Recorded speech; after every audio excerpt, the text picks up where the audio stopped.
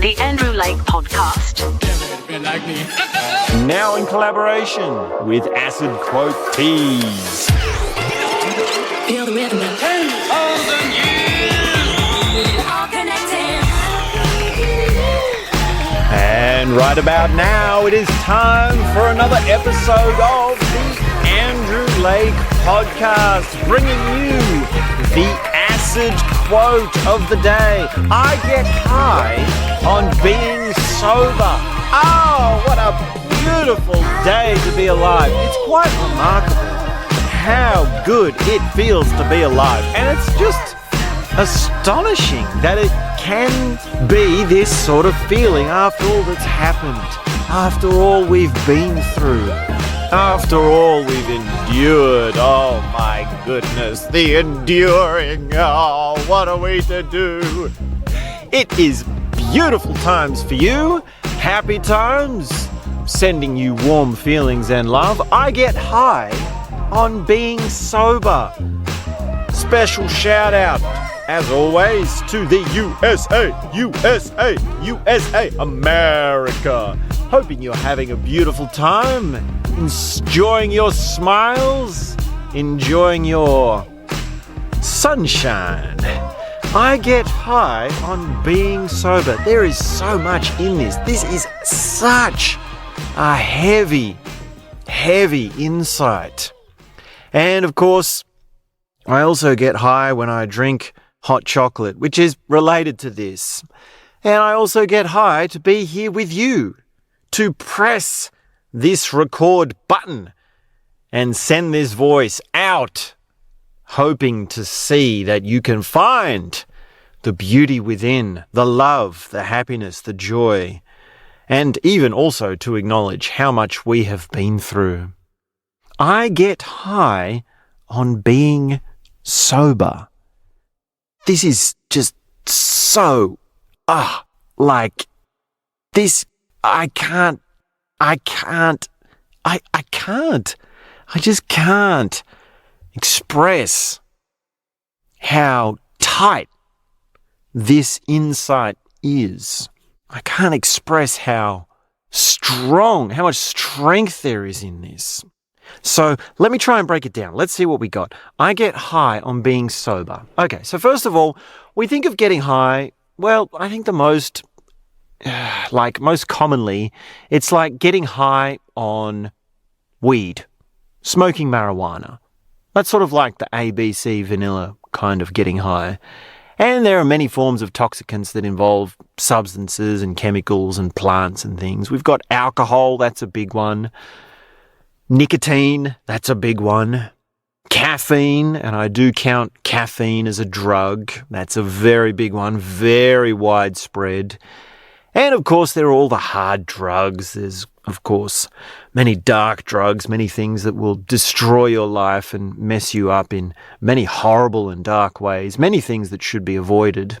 And there are many varieties of highs. There are many ways in which getting high gives a different range of experiences or different color of experience, different realms of consciousness, different flavors of consciousness. And really, this thing of getting high is a matter of your profile of regular states. You have a profile of states that you are in at different times throughout your day, week, and month. Now, your state does change when you're in the morning, when you're in the daytime, when you're in the evening, when you're at the start of the week, when you're on the weekend, when you're in certain places, when you're with certain people, when you're eating certain foods. There's a variety of states that you are trying to maintain the ability to stay within. And when you really look at trying to say, okay, well, if I want to get high and I want to maintain this as the most pure, most gratifying, most indulgent experience for the longest amount of time, you realize sooner or later that you have to give up these substances. You have to stop drinking alcohol. You have to stop smoking weed or smoking in any way. And even beyond that, you have to give up your psychedelics, your psychedelic chemicals, and your widely spread chemicals, even your caffeine use, even your morning coffee that you love and just cherish so much, and that brings you so much of a kick. Even that you have to give up. And in that giving up, you realize it because there's something bigger to gain. There's a bigger high that you gain. On this one side, we look at all these substances and all these things and these ways in which we get high, and we have that on one side, but then on the other side, we have this thing of sobriety. And if you say to yourself, as an experiment, just as an idea, how do I become as sober as possible?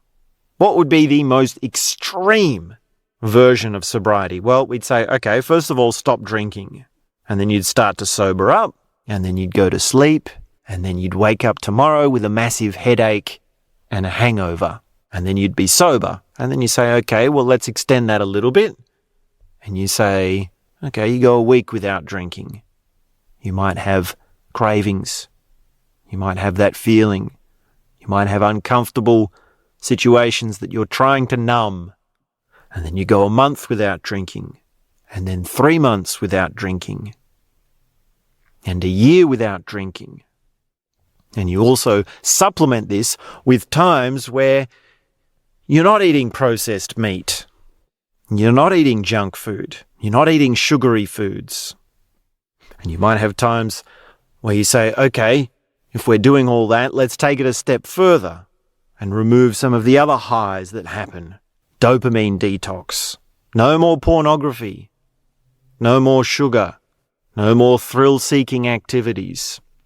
And slowly, you are getting closer and closer to an extreme sobriety.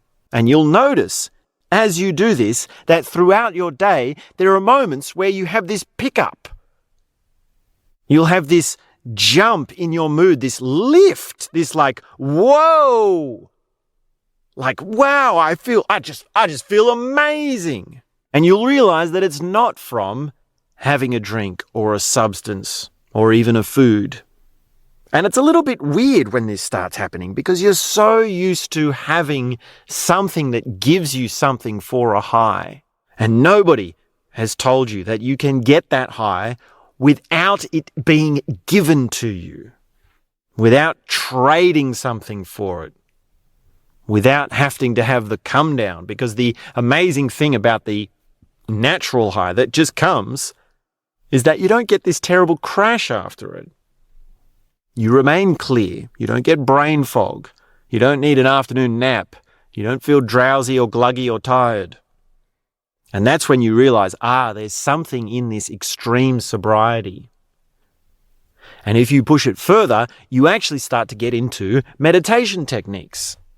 Because, of course, when you're on a 10-day meditation retreat, that is the ultimate extreme sobriety. All you're having is 2 meals a day, completely bland meals, no sugar, no dairy a lot of the time, no meat, certainly no processed foods.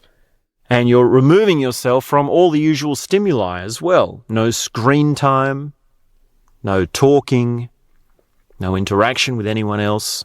And of course, you might go for a walk in nature and look at some trees, and then you'll see, wow, I've never realized there's so much beauty in a tree. I never realized there's so much in perceiving something as multidimensional and magnificent and intricate and complex and infinite as a tree. And as you bask in its beauty, the feeling goes in through your perception and washes over your body. And you realize that, wow, this tree is actually making me high. This is actually giving me a existential realization. It's almost ecstasy. And of course, just beyond meditation retreats and daily meditation, there are also practices like yoga or Tai Chi or Qigong or breathing techniques, holotropic breathing, for example. And there's certain swimming techniques. There's diving, underwater breathing techniques. And there's also performance as a way of getting high. Lifting weights at the gym, gymnastics, dance, music performance, art performance, drama and acting as performance.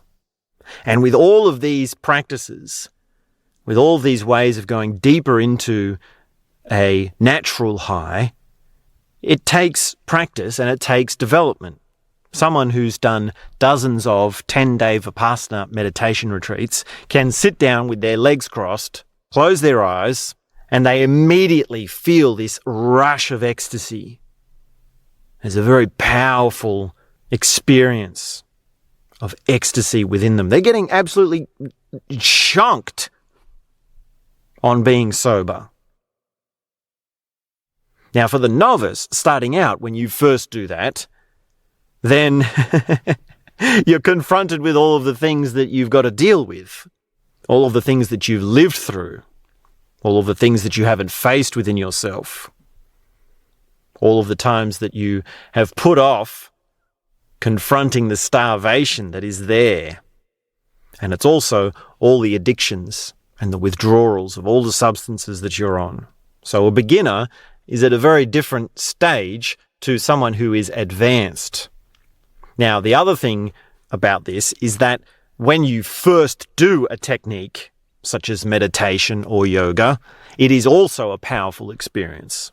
Like if you've never done yoga before and you go to a yoga class with a really good yoga teacher and you really do it, like you push yourself and you do every single move in the whole class and you do it fully, and you might even need the teacher to help you. And if your teacher's good at really bringing you along and they're giving you enough attention, then you'll really feel something, right? At the end of that class, your whole body, you'll be saying things like, I moved muscles that I didn't even know I had. That's a very common phrase. That's like a textbook reaction to people's first yoga classes. And your whole synaptic wiring brain network will just be having this spasm. And you'll have tinglings in your joints and your breath will be different. Your posture will be different. You might even be a little bit dizzy and you'll be feeling all sorts of things. Your emotions will be opening. You might have a heart opening. Yeah, some yoga is actually poised more towards the emotional body rather than the energetic body. Some is more poised towards the sexual body. So there's different forms of yoga. But if it's a good type of yoga, then it's covering the full spectrum and you're having all sorts of feelings, right? It's like, whoa, after just one yoga class, so much has happened. And I remember one time when I was with a particular someone, a special someone, who was very much practiced in yoga. She was showing me some yoga moves and I was, just doing some basic yoga stretches and, I only know the basics myself. And I was doing it and, she was showing me and she was like, no, you're doing it wrong. You have to do it. Like I was doing the stretch right, like the movement was right. But she said, no, you have to do it in a way that gives you ecstasy. So you have to breathe in such a way that it makes you ecstatic. It's ecstatic yoga. And she showed me by simply doing the move. She copied exactly what I was doing, exact same thing. And she did it and she breathed and moved in such a way that I could see the ecstasy just pouring out of her. And she could get that from just stretching for like 10 seconds. She just knew exactly how to breathe and exactly how to move. And it just burst through her. Now, of course, that was because she was a master of yoga. She'd been practicing every day, twice a day for decades. So she was very much in the same way of being in yoga as the advanced meditation practitioner who can sit down and straight away feel the ecstasy. And of course, those two things are related. I mean, she could also do the meditation practices. But of course, you see that someone who does that with yoga, they get a taste for this kind of sobriety. They get a taste for this kind of ecstasy. And it's so easy for them to not drink, for them to not do drugs, for them to not drink coffee or eat junk food because they get so high on being sober. They get so high on this purity. And every time I think of this phrase, I get high on being sober, I'm reminded of this scene from a Leonardo DiCaprio movie called Wolf of Wall Street. So you've probably seen this movie, or you've probably heard of this movie. So basically, the movie is of this ruthless Wall Street investor who just takes everything for himself and rips off everyone and makes millions of dollars and is absolutely selfish and narcissistic and egotistical and toxic to the people around in his life. You know, it's the classic story, and it's the extreme version of that story. So it's very entertaining to watch.